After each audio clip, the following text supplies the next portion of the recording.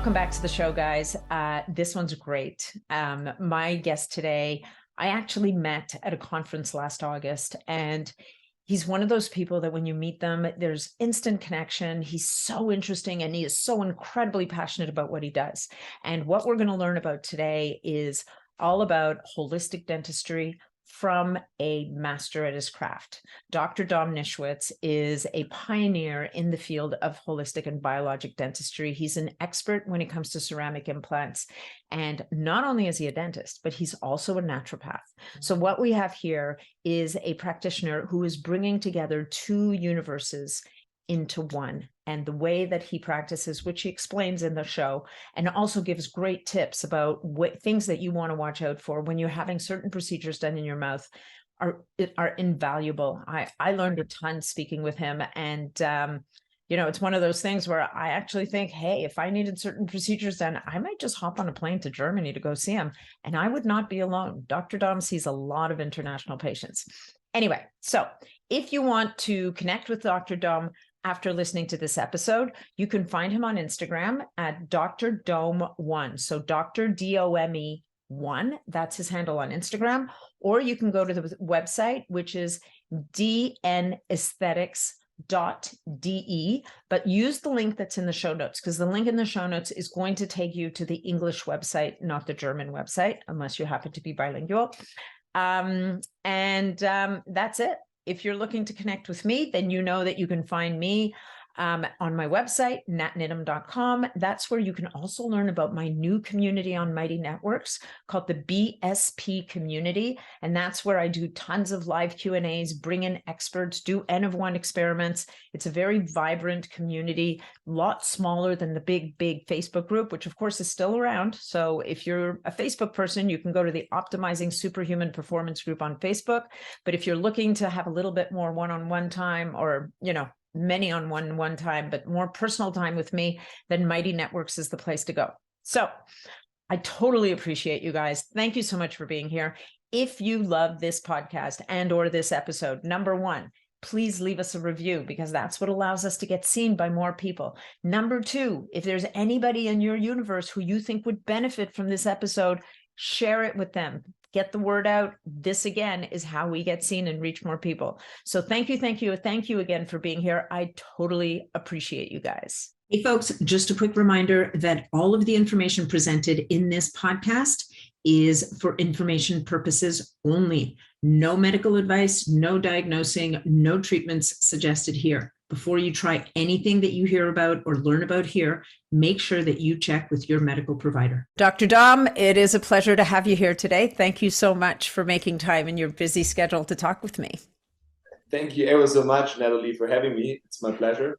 Yeah, well, we met, we were just talking about it. We met in Florida at another event we were both at in August. And one of those things where you have conversations with people and I'm like, you need to be on the podcast. We need to talk about this stuff. So I'm really excited for this conversation, because I think that, the connection between the mouth, dental, oral health, and the rest of the body, people kind of have heard little snippets about it here and there, but very often don't have enough information. And getting that kind of information from someone like you, who is a specialist in that area, but has gone beyond, dentistry and moved into this other space that is longevity and biohacking, and how the oral universe really impacts health and longevity, I think is a topic that doesn't get talked about enough. So I'm looking forward to this. Thank you. Yeah, true story. That's what we need to share here. So just out of curiosity, what got you interested in this? Like, did you always know that you were going to go beyond traditional dentistry, or how long were you a conventional dentist before all of a sudden you're like, wait a minute, there's something else happening here? Like, what tipped you off? Actually, it already started in university. So I didn't want to become a dentist in the first place. Anyways, I just studied it because it felt like a good thing to do, and I had no other ideas before. I just wanted to become a skateboard professional. That's it. So working didn't resonate with me a lot. but after that, so the university, I just thought, okay, I'm very good with my hands. I'm very artistic. I can do fine things. Might work. My dad is a dentist too, but actually this was the point where I always said, okay, I'm not going to be like you, Dad, because you're only working. That can be fun. So still did it, and I was very good with the hands. But in university, I was just missing something. I didn't know what it was, but straight after university, when you are having to do an assistancy or residency for 2 years, I did it as a surgeon because I wanted to learn surgery right from the start, oral surgery. And he was an amazing surgeon, but dental-wise, conventional dentistry, he was very old school. So he would still place amalgam fillings. And I learned amalgam fillings in university, but I also obviously learned composites and more aesthetically pleasing things. So I told him, I'm sorry, I cannot do amalgam fillings. I think they're just ugly. And in the back of my head, I knew that my dad wasn't doing amalgam fillings for 20 years already, but I didn't know why yet. So I had to find it. I had to research it because my boss said, okay, this crazy young dude just tells me what to do. So I opened up YouTube and the internet 20 years ago or 15 years ago, and I found heavy metals, detoxification, Dr. Dietrich Klinghardt, Joachim Mutter, amazing doctors talking about heavy metal intoxication connected to amalgam fillings and all these things. And because I was already optimizing my health parallel to university because of own health issues, it clicked, it connected, it was totally fitting to all the nutritional science, all the biochemistry, all the supplements, because it's basically functional medicine. So finally this universe opened for me, and I realized, oh wow, I was missing the part that I can help patients and not just repair them, which is a nice craftsman thing, but the missing part was my calling was to help people. And therefore, I never was really a conventional dentist. Obviously, I learned the conventional dentistry skills, the high-tech dentistry, but I had in mind that we need to have something like an overall 360 dimensional clinical center at one point to help people. And because of my research, so yeah, I kind of like got addicted to the whole field of functional medicine and all these things because of my own issues and then helping patients. And I tried that from the first beginning. I would remove amalgam fillings. The day I knew that it's toxic, I would remove them under special precaution. I would recommend all my patients to remove the amalgam fillings. I would set them on nutritional protocols, give them the right nutrients, everything I learned from there already and learned from Dietrich Klinghardt, and had amazing results with patients overall, besides the aesthetic side and repair. That was good too. But also, there was a lot of things happened that I didn't know what to do with, where I was like not trained for. Like in conventional dentistry, you just trained, which is not bad. You train to drill, fill, and bill is what they say. But you basically drill, fill, and bill. Nice. That's what the general people think about dentists. Yeah. Oh, it's just a dentist. He doesn't know about health. That's how we are trained, and it's just different. So in conventional dentistry, you repair. Why? You want to have teeth for biting and maybe for the looks, and obviously for acute pain treatments.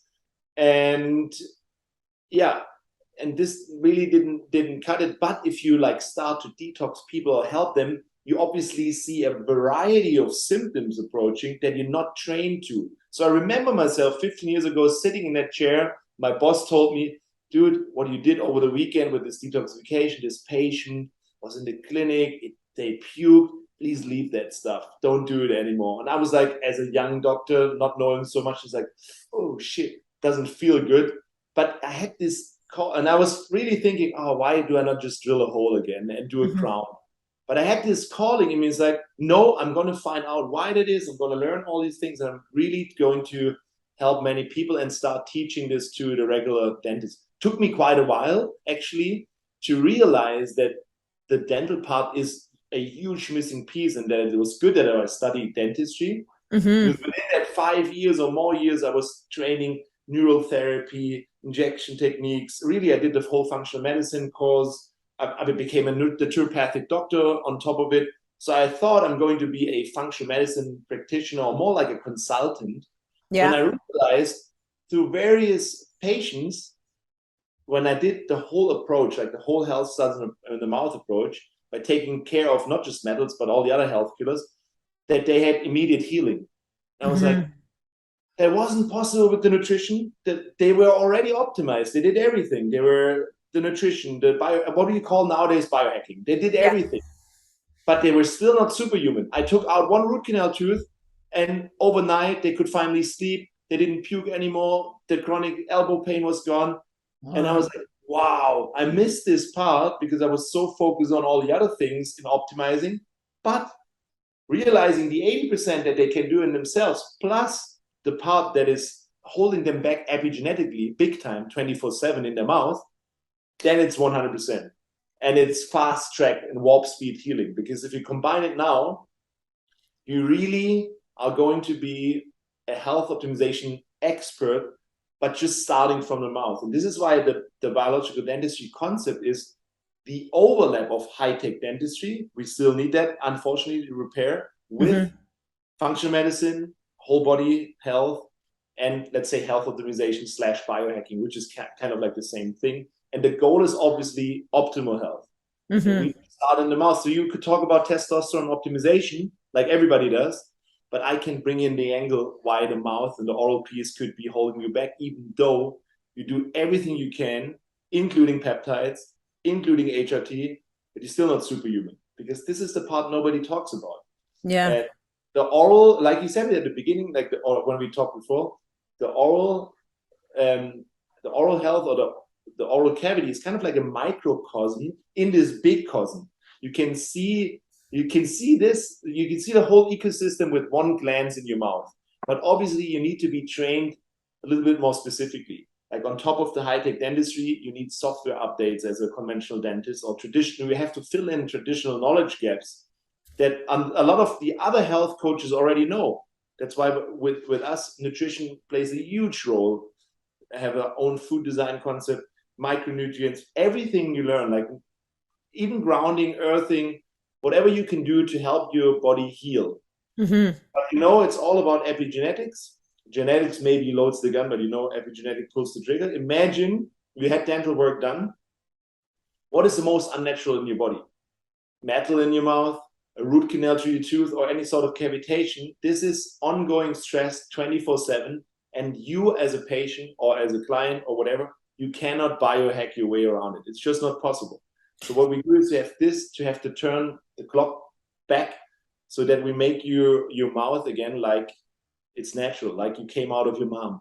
Okay, so let's dive into some of the different elements of oral health, like that really are connected to our systemic health, right? So things like the oral microbiome or gum health, or you mentioned cavitations a minute ago. So this whole issue of root canals and how people just have these festering kind of pockets of bacteria buried deep in their jaw that is ultimately driving, inflammation and immune, like I don't actually even know the specifics about it, but I know that cavitations are a massive issue. So, basically, I think there's 4 things, and I might be missing one. So one obviously is the removing the metals. And I guess what your patients were going through were Herx reactions from the detoxification, if you're not able to kind of prepare them for that and even help them through it.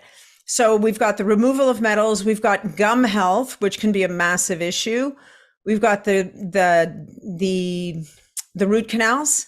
And then we've got this oral microbiome, which again, like this is something that people are just really starting to kind of get their heads around.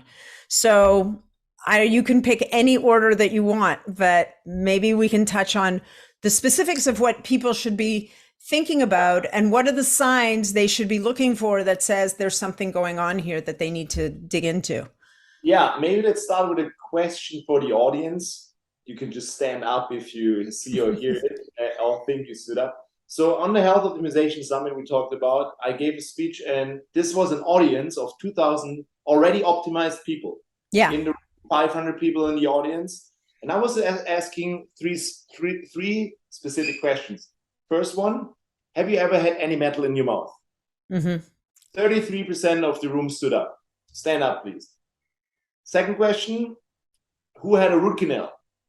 66% of the room stood up. 66, Jesus. Yeah. Wow. Like it's almost 2/3 is now standing up. And my final question was, who had their wisdom teeth removed? Imagine the whole audience stood up. 500 people standing up.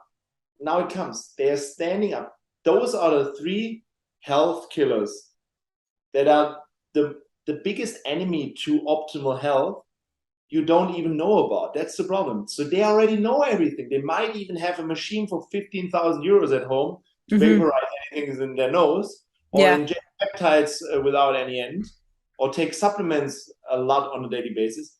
But they haven't figured out that maybe the mouth is holding them back underneath, because it's all chronic inflammation, chronic infection, toxicity.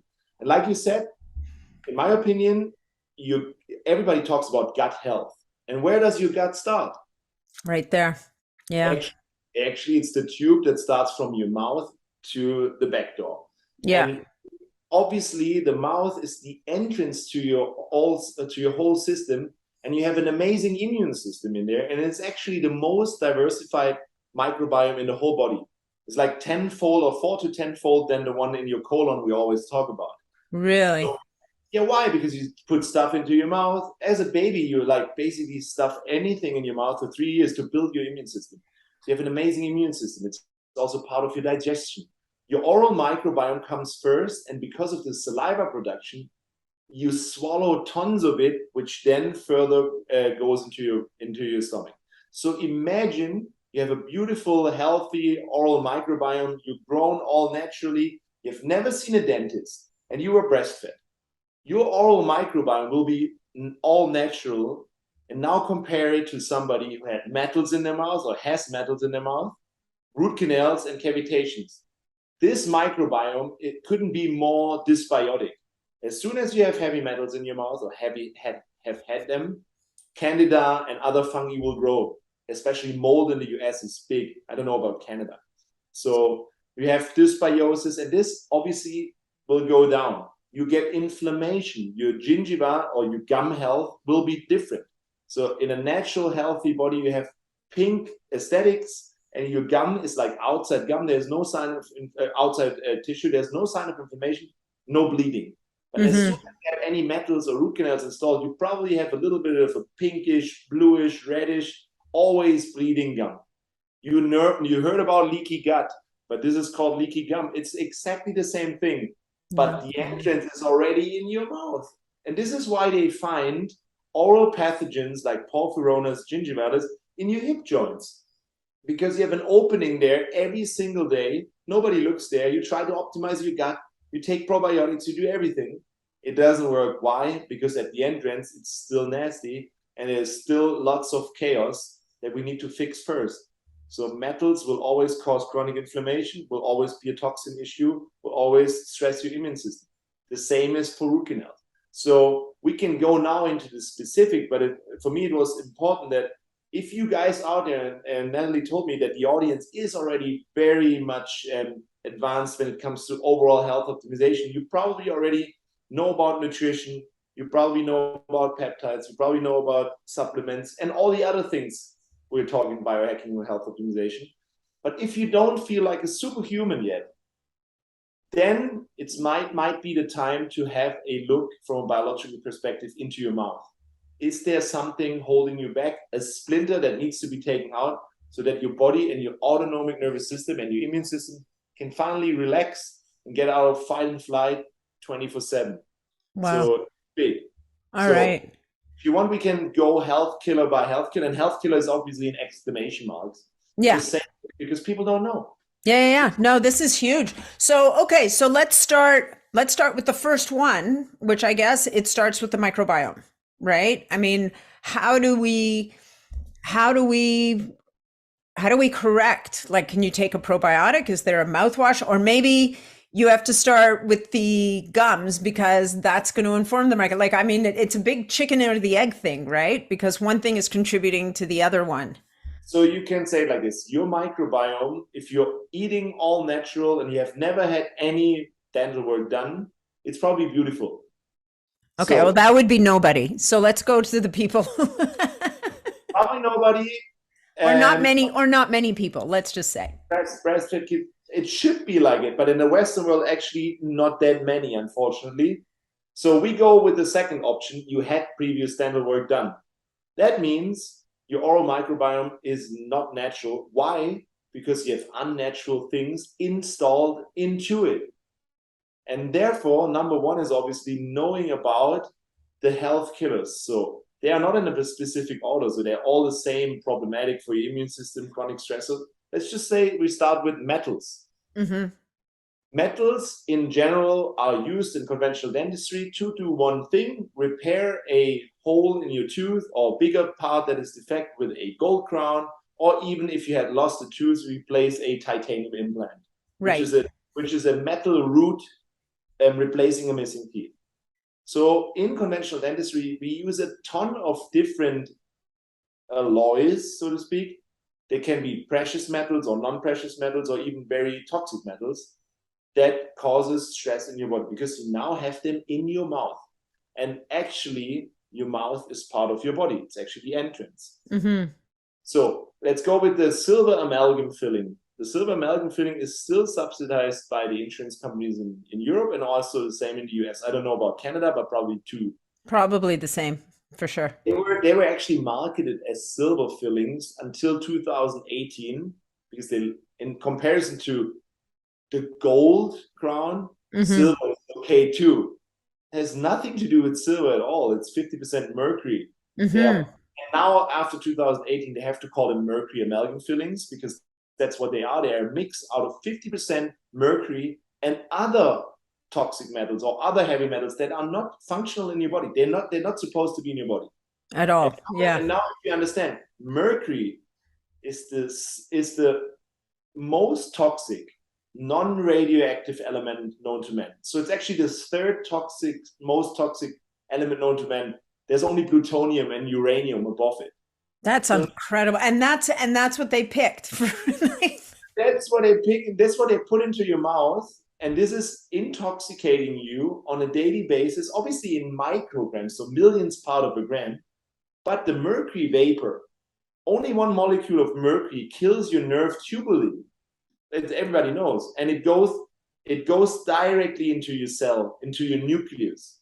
And the only way possible is to die, like cells that die. But also, this mercury vapor gets oxidized in fatty tissue or in your connective tissue by catalases.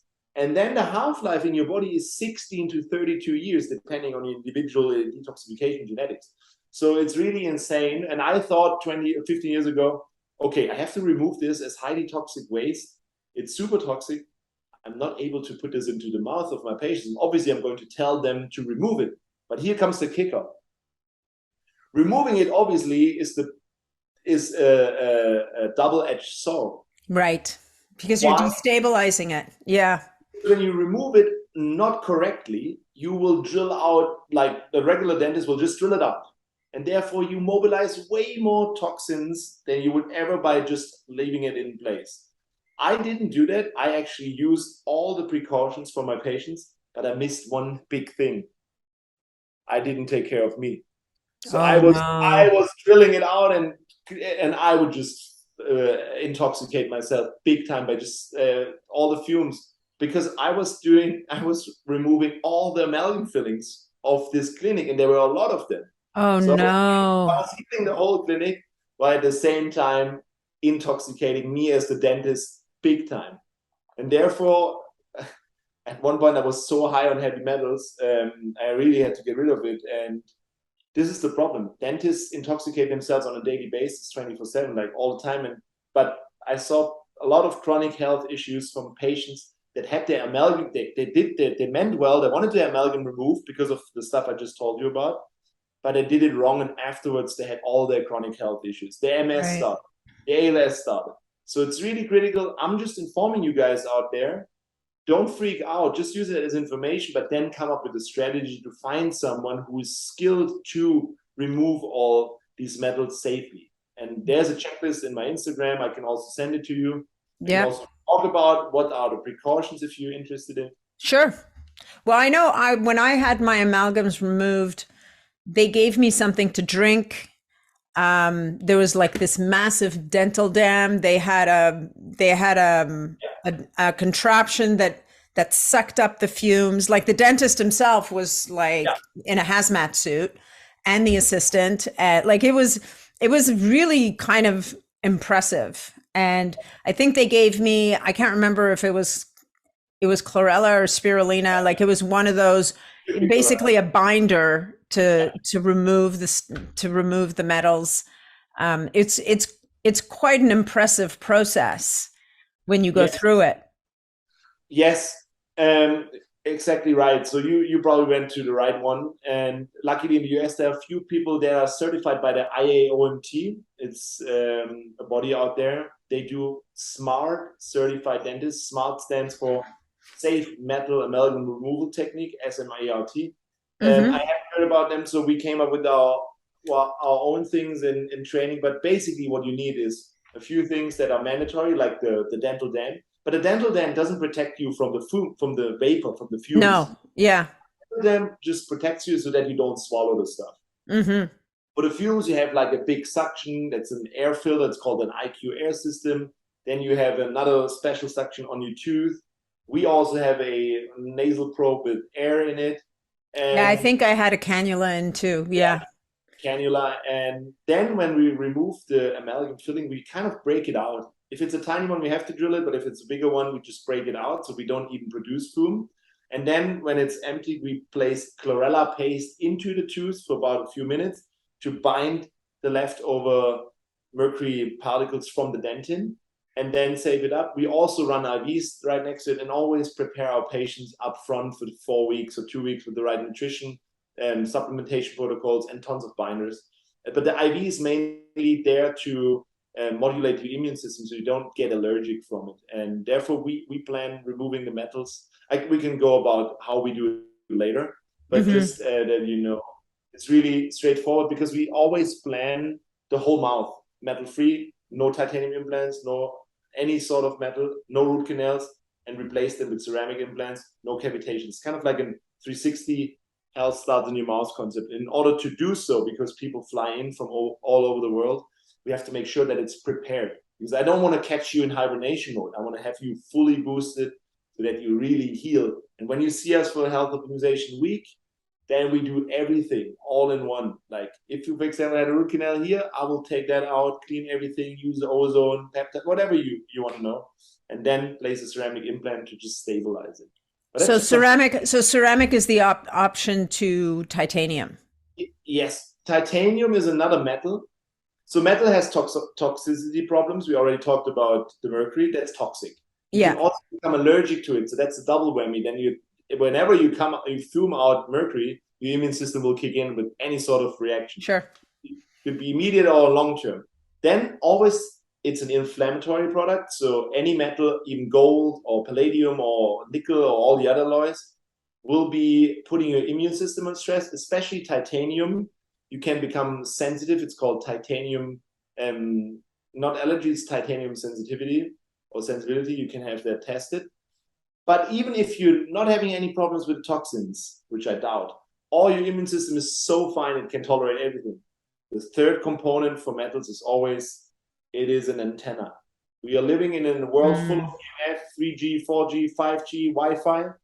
This is going to amplify every electromagnetic frequency that comes onto you. So, and therefore, if you understand that your body is actually electric, it's kind of like a battery in itself, you will totally wreak havoc with your whole nervous system. So your body electric will change. And there are people becoming more and more electro-hypersensitivity. That's what it's called. And because of it, there's also studies showing if you have a phone call, it's from 2008, if you have a phone call with your cell phone, and usually the waves go from the tower to the phone and back. If you have any sort of metal, especially amalgam, you fumes double or even more. If you if you have a titanium implant in your jaw, what happens if you have a phone call? It heats up about 4 degrees with 5G. That means the whole bone around it just melts and builds another cavitation. So really nasty stuff we're seeing on a daily basis. So metals, toxicity, immune system, and antenna. So in my opinion, there should be no metal in your body. And at this point of time. It was different 30 years ago, but we didn't have cell phone towers every 2 meters. So what do you, I mean, this is completely off topic, but what do you say to someone who's had like a hip replacement who has a metal hip? I mean, this is completely off topic, but have you thought about that at all? Like, Sure, I have a lot of patients. So obviously, the removal of metals from your teeth and even titanium implants from your jawbone, just from a surgical perspective, in comparison to a huge hip joint, is like a minimal invasive procedure. So what I would do with somebody who has a hip joint, I would not tell him remove it unless I know that he's super allergic to it and he suffers from chronic health issues. Then he might need to, because otherwise it costs his health. But what I would do, I would work on the 80% to make sure that my house is like shielded, to have all the antioxidants, to be on binders on a daily basis, to basically have all the other things 100% in order to make sure that your immune system, your nervous system, and your system is compensating as much as possible. So make everything as natural as possible and then compensate this one unnatural thing. And I believe you might be good, and it's not as invasive as doing a surgery. But there are people that need to replace it, unfortunately. and what is the option in a hip? Can they do a ceramic hip? I think partially, at least. Yeah. So if you have seen like metallosis in your jaw, in your hip, like have you seen that? How a hip, sometimes they have to replace it, and you see, like mostly, can you imagine how it is? You have this bone from your what is that? The femur. The femur, and on top you have this round thing. I don't know the English word right now. And this is mostly replaced with the metal one. Yeah. The metal one then gets screwed into the femur, and the femur gets like totally blackish and full of the metals that leach out on a daily basis. So it's not stable. It will leach. Same thing happens here. So whatever you put into anywhere in your body, you will make sure it will not stay local. It's not possible. Mm-hmm. Same thing here. So your mouth and your teeth are an extension of your brain. They are like your eyes. Yeah. They're showing whatever you put in your mouth or in your teeth, root canals, metals, whatever, they get transported through the axonal transport in your ganglia, into your pituitary, hypothalamus, and then from there on with the vagal nerve into your whole nervous system. And yeah, that's crazy. It's really insane. And nobody understands. Yeah, but it's just. So let's now talk about the root canals. So what's the option on the root canals? Because, you know, as you say, I mean, I'm fortunately, touch wood, and I've never had to have one of those, but what are the options? What do people do if they get told you need a root canal? So what do you do? First of all, like you said, touch of wood. Luckily, I never had one. So if you're living naturally and your lifestyle is fit, your teeth are hard as stone, you would never need a root canal in the first place. So then you needed a root canal, you basically ruined it out there because of it's an outcome of the wrong unnatural lifestyle and right. Nutrition. So you had a big cavity, it went straight into your root, and you have massive pain. Mm-hmm. Obviously, you need a root canal right now because otherwise the pain is just unbearable. So this is what a root canal is initially designed for. It's an initial acute pain treatment. Mm-hmm. But over the last 100 years, it became one of the biggest professions in dentistry to become specialists in this treatment. So root canal gets prescribed a lot more often nowadays because it's just also something that we just do as dentists and don't even think about it. So first of all, try to avoid root canals by having a good lifestyle. If you already had one, a root canal comes with a few challenges. Again, always have to see you now have a dead organ. Like the tooth usually has a blood supply, it has a lymph supply, it has a nervous system in the pulp. The pulp is the part that you take out from a root canal, clean it, shave it, and put some plastics or other things in it, and conserve the tooth for biting. Yeah. This is also what dental colleagues will say. It works. And yes, colleagues, it works for biting for 10 years, 20 years, 30 years, but most likely by compromising something when it comes to optimal health, because your immune system now has to tolerate something unnatural. And a root canal, if you look at it from a microscopic point of view, is not just two big channels or three big channels or one big channel. There's tiny microtubulins called dentin. And if you add in the dentin tubules from just one root, It's about 1 kilometer of length, or it's probably 0.6 miles. Wow. Where it's a perfect cave for all the anaerobic bacteria that anyways live with you. And they will then, anaerobic bacteria, they're not bad by themselves, but now they have a cave. They can live there without being protected by the immune system, because a regular healthy tooth, if there's a bacteria coming in, there's an immune system in the pulp connect and protecting. It's not there anymore. So they can now live and strive and eat stuff there. They obviously produce their byproducts. These byproducts are highly toxic sulfur compounds, like toxic metabolites. They are called, you don't have to remember everything, but they're called thyroethers and mercaptanes. In high dosage, they're very toxic and they can be used to kill people. And obviously you gas them out now on a daily basis in microdose. Again, another toxin to be detoxified on a daily basis. You can also, again, become allergic to it. So immune system toxicology.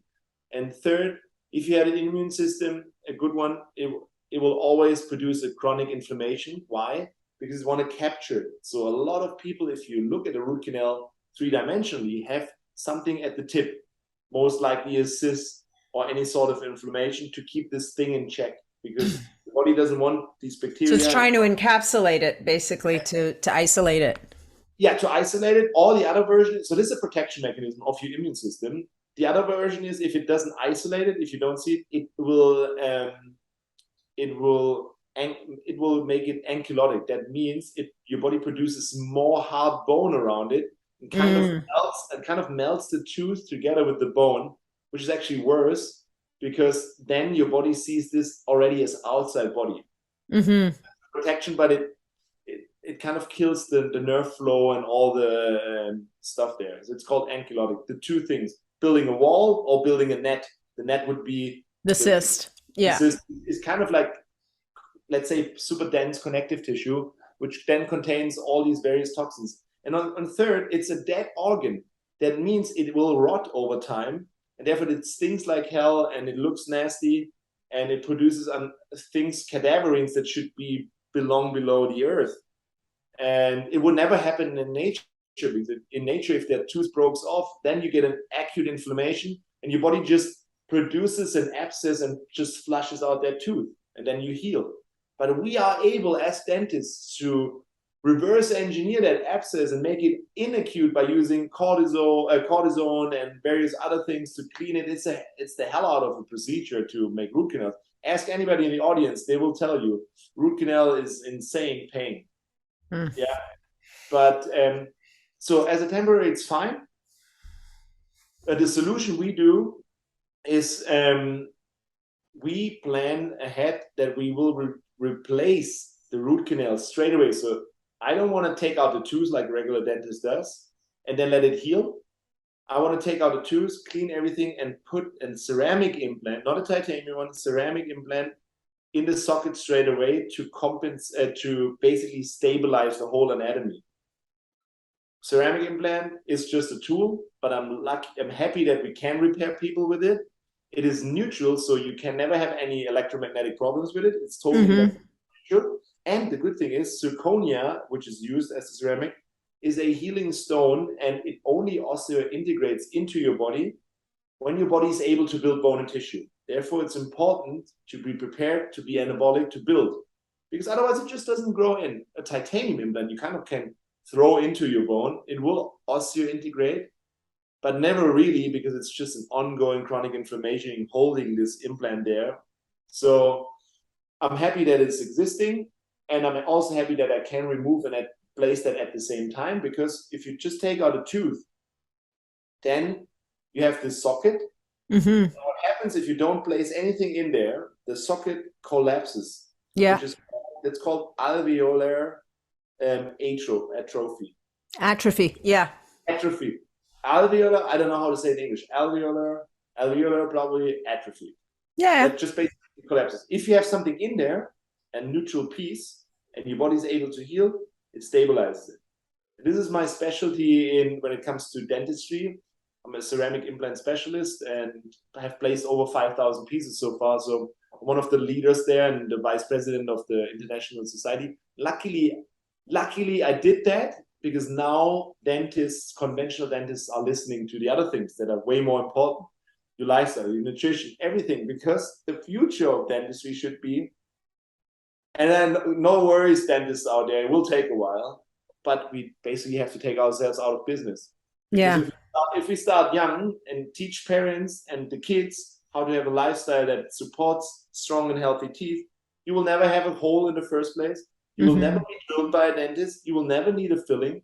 You will have a huge jaw and enough space in your wisdom teeth, so you never have to extract the tooth and build cavitations, which you didn't talk about yet. In the first place. So never have any fillings, never need a root canal, have teeth hard as stone, have beautiful gums, because that's how nature designed it. That's it. Yeah.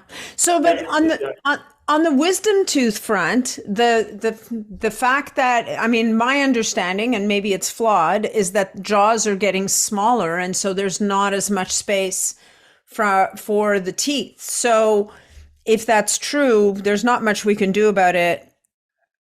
Like, I mean, from an evolutionary perspective, I don't know what the rebalancing is that needs to happen so that babies' jaws don't keep shrinking. Like, and I'm guessing you have an answer for that. But so what is it that people should be doing? Yes, I have an answer for it. So obviously, if you're already like grown up, How much you can do about it? Yeah. Ship has sailed. But that's why I said, I'm a dad. And so for all the parents out there, we have the chance to do this for our kids or future babies, because nature has it right. So we just have to see what are we doing from the beginning when we go to Earth. So the trick will be to start breastfeeding again, to eat the right nutrients, because obviously we are living in a let's say de-evolution, if you say, or like our health span declines. De-evolution, we grow too narrow. We don't have space for our wisdom teeth anymore. So that's really degeneration. We are going away from our Neanderthalitic ancestors, which had actually sometimes even 36 teeth. And we don't even have space for 32 anymore in the Western world. Yeah. How do we reverse engineer that? This is why we have to start early and start with your lifestyle and nutrition. And Weston Price showed this already 100 years ago. Yeah. So what we need to do is so breastfeeding is what prepares us. Actually, it starts in the womb, but therefore the mom should prepare for pregnancy to build and really have enough tissue. But then how can we build jaws that are wide and stable? So nowadays we got soft. We are too convenient. We got comfortable. Even our teeth are getting soft. You know, cavities is the #1 chronic disease worldwide with an incidence over 90%. Insane, right? Yeah. And we can totally change that. But we have to start living like we are supposed to. We have to start chew hard foods again and take a little bit of an endeavor to get the stuff. So breastfeeding, for example, is the start of everything. Why?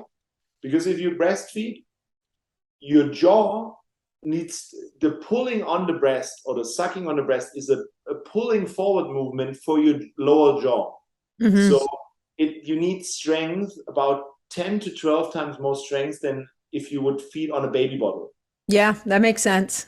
To get the jaw forward, and you should breastfeed at least 18 months, better even longer if you can.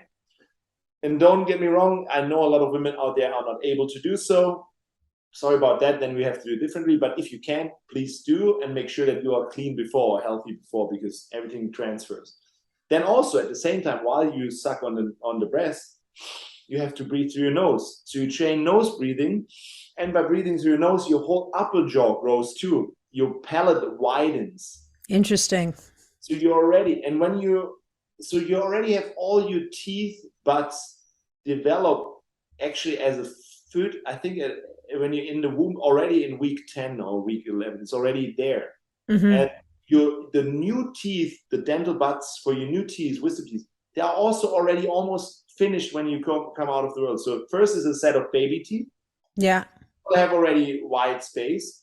And then if you continue feeding the right nutrients, that's why I teach thinking in nutrients in my food design concept, and don't eat the 90s pantries with all the sickeners, then you grow and you chew, and you chew hard stuff. You basically feed your body with the right nutrients to build this house big and wide. It can happen that it will jump one generation, because I had braces twice. I'm not sure. My wife had braces. I'm not sure if my boys make it, but for now it looks great. And we started at the beginning, and she was luckily able to breastfeed a long time. Yeah. So this is initial step.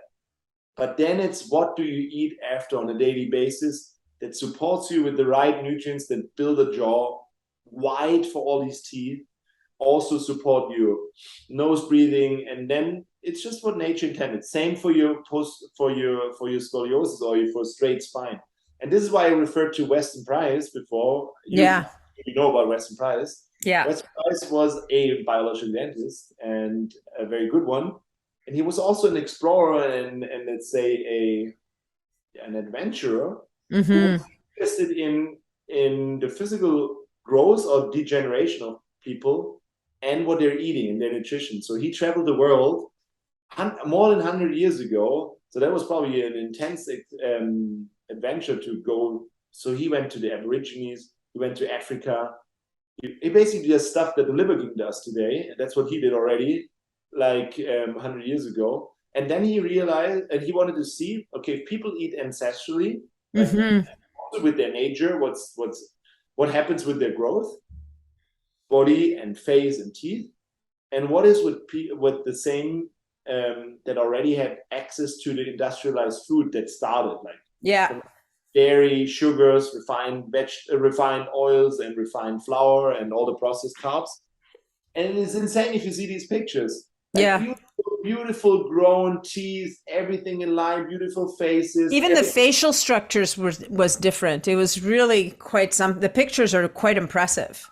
Wide, but then if you see their relatives or their children that had contact with, like, or even Native Americans, contact with, let's say, flour or sugar and all these things. Yeah. They're like little monsters, crooked teeth, cavities, gum inflammation, leaky gum, mouth breathing, and just basically they look like our teenagers in the Western world nowadays. So it feels like nobody has caught up here. And for me, it was just normal. I knew at one point I need braces. Even my dad is a dentist. I need braces. I will need to be also one in school that has their wisdom teeth removed. I just knew that's normal, because that's normal. It's kind of like okay in school. Yes, of course, you need your wisdom teeth removed. Of course, you excuse for a week because you will have cheeks swollen like this and look like Rocky Balboa for a week. No, it's normal, but it's really unnatural. And this is something we should change altogether and talk about it. Because if you start young and invest young in optimal health, your body just grows how nature has intended. Yeah. And therefore, you wouldn't need to make it, like you said, I knock on wood because I have good teeth.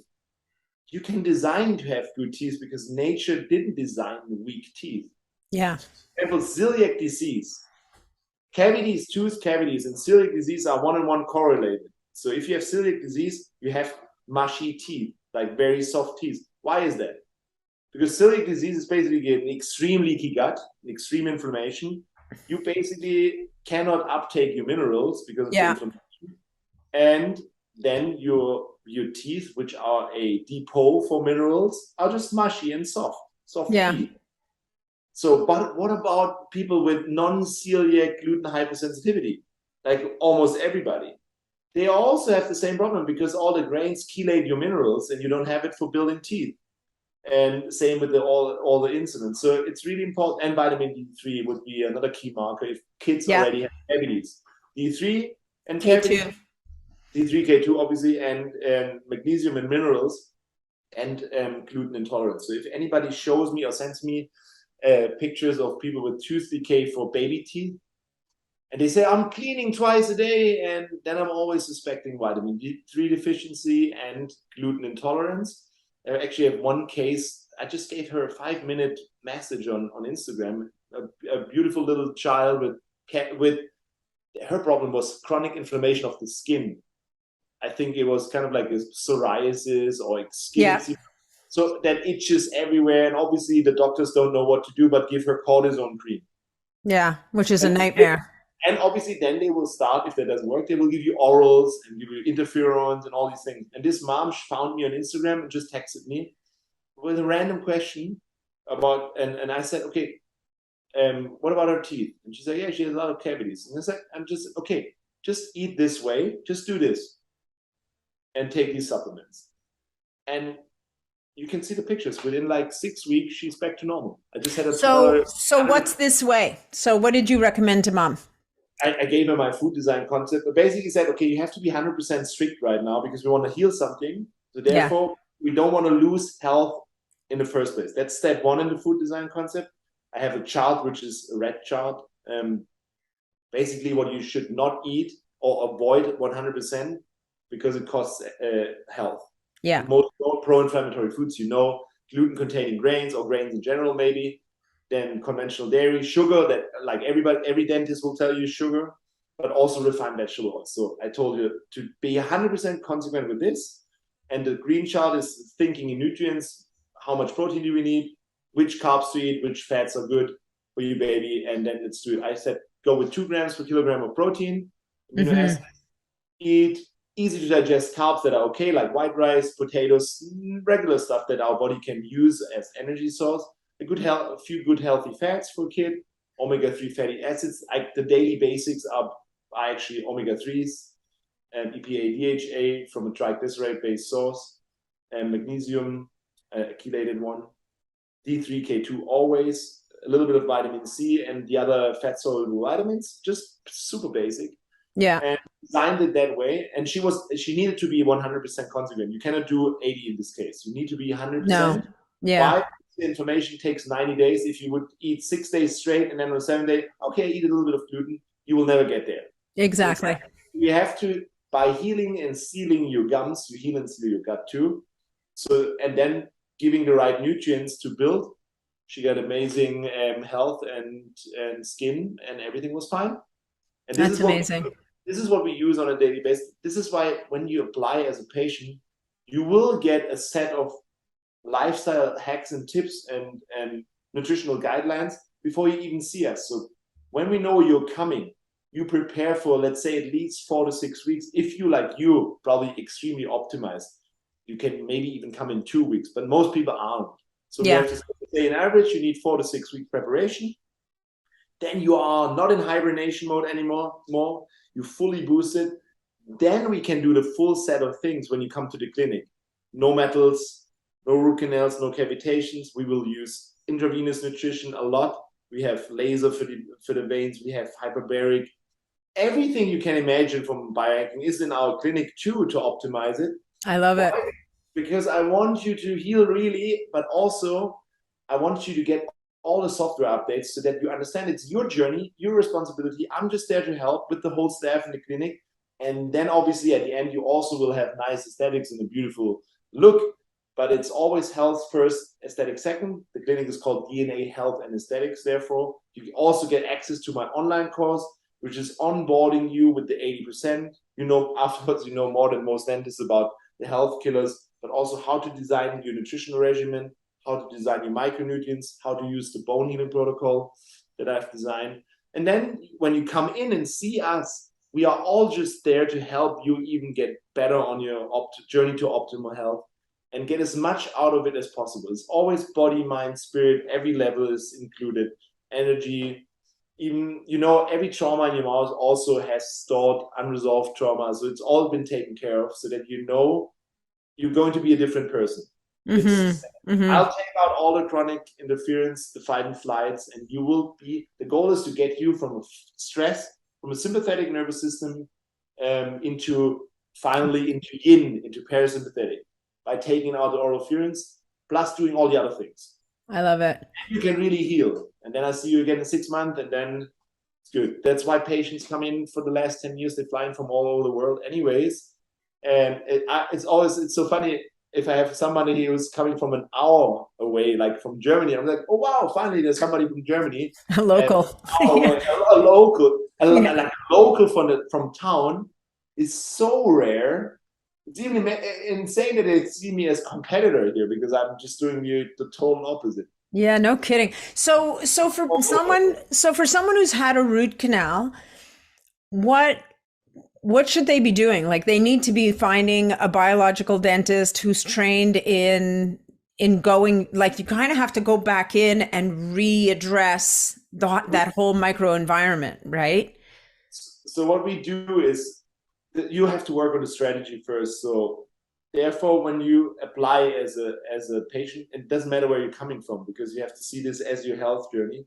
You send in your current panoramic X-ray, which is a two-dimensional X-ray, Yeah. and we take the time and make you a preliminary treatment plan where we draw into that picture and tell you exactly, okay, here's a root canal, we will replace it with a ceramic implant, there's a cavitation, there's some metals, and this is the final outcome. Here are video clips to look, and this is how it made the price estimate, and this is what we need to do. So you know exactly. The problem is I have not too many dentists trained all over the world yet that I'm comfortable that they know the full approach. I have a couple of them that I think, okay, the high-tech dentistry part is at least covered, but look into somebody, if you decide to take out a root canal, whatever, and there is any dentist who can place a ceramic implant, this is, again, the best option. Never do any titanium implant. Okay.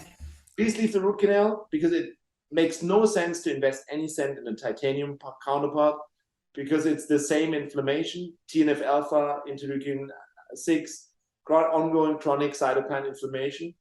And on top, it's another metal, which is an antenna. So don't do any titanium implant.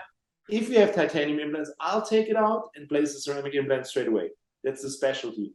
So obviously not everybody can come see us, but that's therefore I'm working on training. But it takes time, because there's a lot of knowledge involved. And also I need to be sure that it's certified and that I have seen and experienced their clinical approaches and know, okay, if I send you there, I have a good feeling in my heart that this is going to help you on the journey. Right.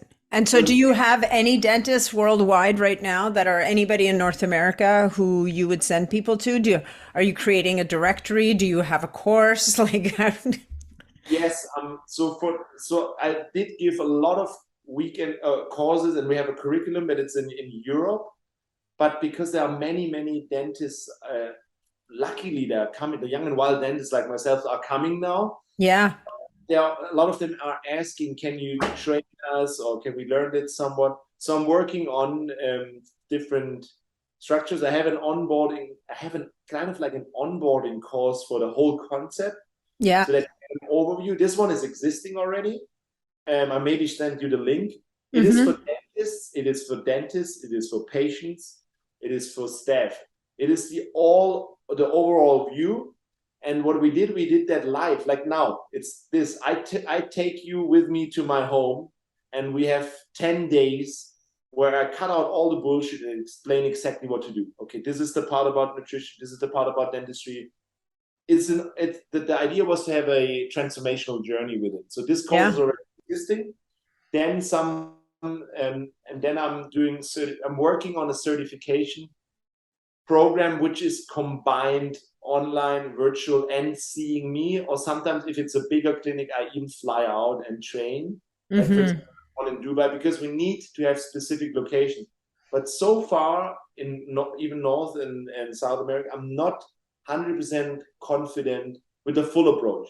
I have a couple of dentists that I would say they know about the root canals, about the cavitation. They can do this work, but combining it with all the other things, the health optimization part, the nutrition, which is the biggest actually. This is the leverage number one that you like, because I can do a 3-hour surgery, 5-hour surgery, but what is the 40,000 hours until I see you again? Yeah.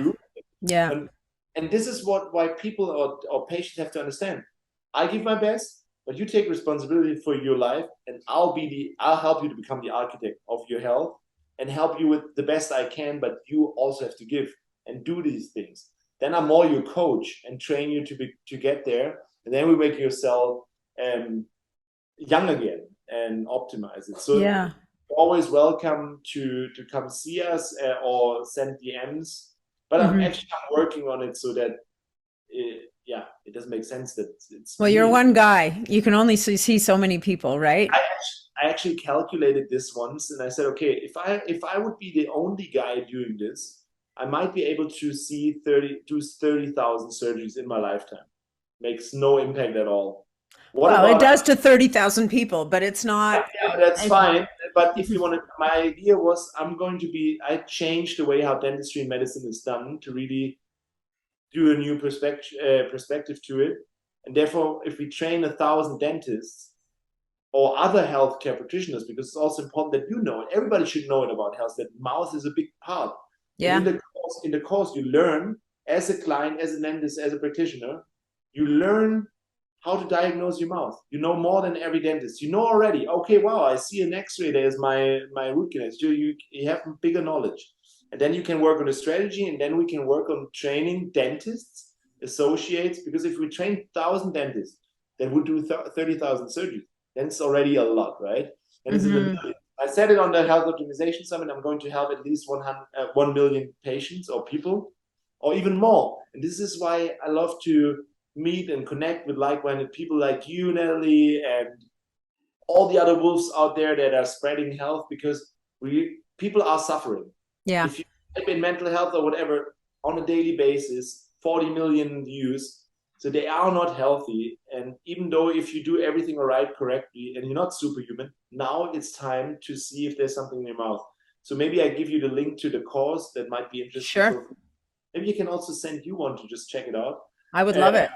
I would love it. I mean, I'm guessing on the nutrition front, it's like a Weston A. Price approach, which is sort of paleo-ish, kind of like it's focusing on, the healthy proteins like the meat, chicken, fish, the healthy fats, get your carbs from your vegetables, mostly, maybe a little bit of fruit. Depends. So it's like this in an 80-20 approach. Yeah. Beforehand, yes, it goes in. There is all sorts of things included. And there's Weston A. Price, obviously, paleo, autoimmune paleo, everything you can imagine. I did for 20 years is included in there. Yeah. But when you come see us, and I have more data. For example, you're wearing an Oura ring. Yeah. I will know your HRV. I will know if you're sympathetic dominant. I will know if you're parasympathetic. And then I can individualize it, and I can tell you, okay, keto is not for you. Yeah. Don't fast right now. Please use these strategies intelligently, and then you know exactly what to do. So, for example, what is your average heart rate variability? Do you know your average heart rate at night? Well, now's not a good time to ask me because I'm just getting over something. So it's been kind of crappy, but for the last 3 months in a row, probably, I was probably around 60, 70, something like that. So that means you're balanced body type. Or mesomorph balanced body type. That means you probably are good with both. Yeah, you can do energy source fats and carbs. But let's say a lot of patients coming in having a HRV of 22, 30, below 40-ish. Those people are sympathetic dominant. It could be because they had so much ongoing stress and they are not their nature anymore. Still, I would know, okay, sympathetic dominant, I would need to put them on a more plant-based diet and give them more healthy carbohydrates. I would never give them a keto approach. It would just kill them. And then I would see people that have like an average of 80 to 120 or even more HRV. They are parasympathetic dominant. And now here's the kicker. So a parasympathetic dominant, if you see it from body typing, would more be an endomorph person, people that are building mass quite easily, either or fat. I compare it to a truck. They would be the truck. They only need 6 liters on 100 kilometers, but diesel. Whereas the sympathetic person needs 25 liters of fast-acting fuel, like carbs. They need potatoes, rice, whatever. Otherwise, they die. They're ectomorphs. So, but you can also become too parasympathetic. Why? Because of ongoing chronic stress. And then I have to see, is this person so parasympathetic because it's a sign of not being healthy? Then I have to feed her a carnivore-ish diet. Because if I would give more parasympathetic stuff like plant-based like more healthy carbohydrates, more starches, she will get more parasympathetic and even lose more drive. So these people tend to do well on carnivore-ish diets, like all meat-based or even a paleo, maybe not paleo, but maybe a very low-carb approach. I have to individualize this when I see you. It's super easy. So this is just a ton of knowledge that you need to know how to fine-tune things, but the 80-20 nutrition is, like you said, it's a combination out of everything. It's just pure logic, you know. And Yeah, no, it's what are we basic. designed? What are we designed to eat, right? We are hunters and gatherers for the biggest part of our human existence. We would just hunt meats because it's the most nutrient dense. But as you can see, I have thousands of patients over the last 15 years, and everybody has a different mindset when it comes to nutrition.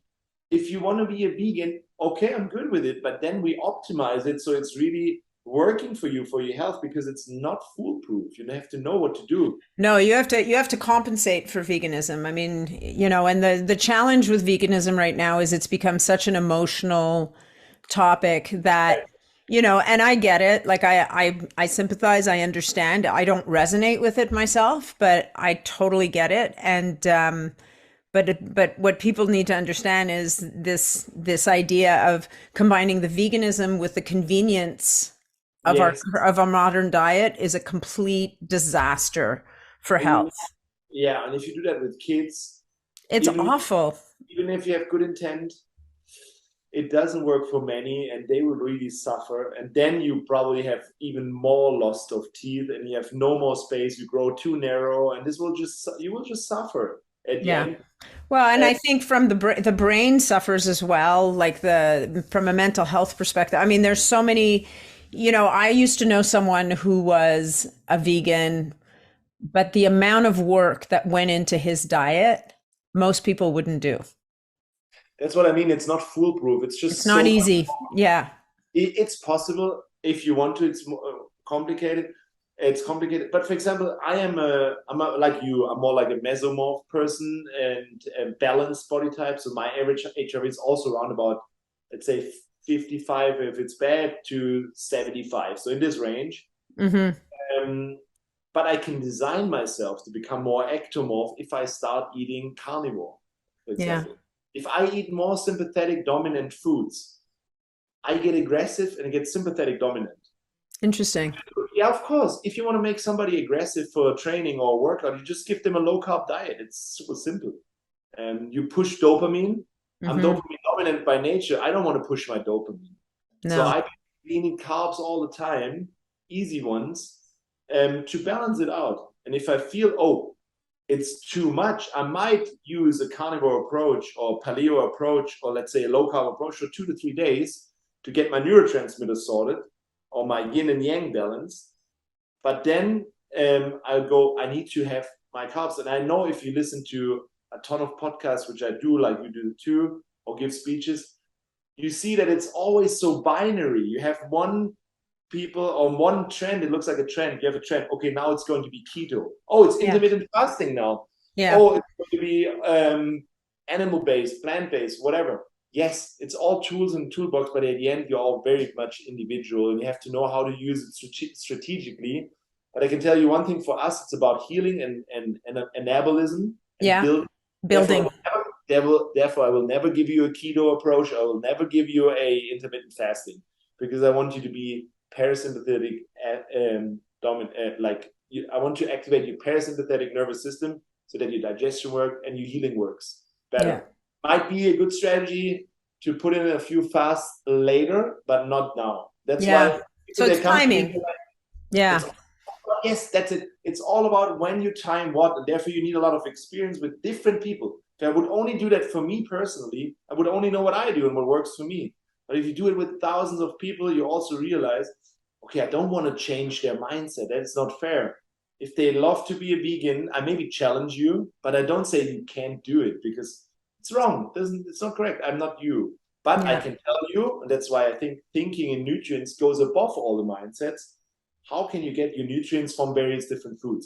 And maybe seeing your data would be a good strategy to don't do keto, even though you read about it and listen to it and it sounds good for you. Maybe it's not the best strategy. It will make you even more aggressive, will stress you even more. And yes, you will feel good on intermittent fasting because you're already an adrenaline junkie and it will give you more adrenaline, no more cortisol, but it will kill your adrenals over time and you don't heal and you don't recover and you just be more miserable. So it's all connected to neurotransmitters, health, and it's like an overall concept. But like I said, health starts in your mouth. Yeah. I mean, you're optimizing your health starting from the mouth. That's it. Yeah, no, I love it. And, the whole issue of the oral microbiome kind of goes away when you've optimized nutrition and balanced it out. Like, I mean, that's how you build that microbiome. Yes, but also have to see at one point if there's still health killers installed. Oh yeah, no, I mean, quite apart from the mercury and the assaults, right? So you've got the assaults, like the unhealthy gums and Let's yeah, say your epigenetic stressors that your dentist put in there to help you biting, they are maybe the splinter that is holding you back and putting you into fight and flight 24/7. You don't even know about it. That's yeah, what I mean. Optimize whatever you can, obviously. And if you still are chronic fatigue, have skin issues, cannot sleep, your deep sleep is down, your testosterone is not where it should be, even though you're on HRT already, which you should never do before you have your mercury out and your metals out, because that's right, bad. right. Then it's time to start thinking about the mouse. That's why I see that's what the teaching is. Whatever we talk about in health optimization, every hot topic, there's always an angle to the mouth, which is missing in the teaching. Also in True. functional Yeah, courses. yeah, it doesn't get talked about enough. That's why we're here. So, Yeah. Dr. Dom, you're the best. Thank you so much for this today. So, you're going to give me a bunch of links and resources to include in the show notes for people to be able to access you, both for dentists and for patients. Most definitely. I will do that. And And how do people find you? the easiest actually to find me straight away, if you don't click on links, is go on Instagram. My handle is Dr.Dome1, so DRDOME and the number one. Yeah. There is a link which is called a tab bio. You probably know about that. If you click on this tab bio, you instantly can go to my clinic, apply as a new patient, look about these things, find all the podcasts, find all the articles, all the research, everything that you're interested about. And because it's all there for free, it's all for you that you use it. And then please share it with other people that are suffering, because only this way we get more eyeballs on this message, because I think Nathalie, myself, all the other ones who are producing content on a daily basis, we basically do that for free. Hmm. That we can change the world, but to make it bigger, and we all have to co-elevate each other and work together. And I know there are a lot of people that are just consuming, but you can help too. Yeah. If you see me in the clinic, I always say that to my patients: if you made it to the chair and you see me, you're part of the mission, because when we heal ourselves, or when you heal yourself, you will inspire others by doing so. This is the best thing you can do, and Love then it. you resonate. That I love it. You spread the word, spread the love, right? spread the word, spread the love. Start in the mouth, yeah, for Yeah, sure. I love it. Well, Dr. Dom, thank you so much for agreeing to be here today. This has been amazing. We didn't even get to talk this much when we met, so I'm super stoked. I'm really looking forward to seeing the program. And maybe I'll come out and visit you sometime in the south of Germany. Of course, you are always welcome. Please come. Yeah, for sure. All right, We will see us soon, I'm sure. absolutely. All right, thank you so much. Thank you so much, Nathalie.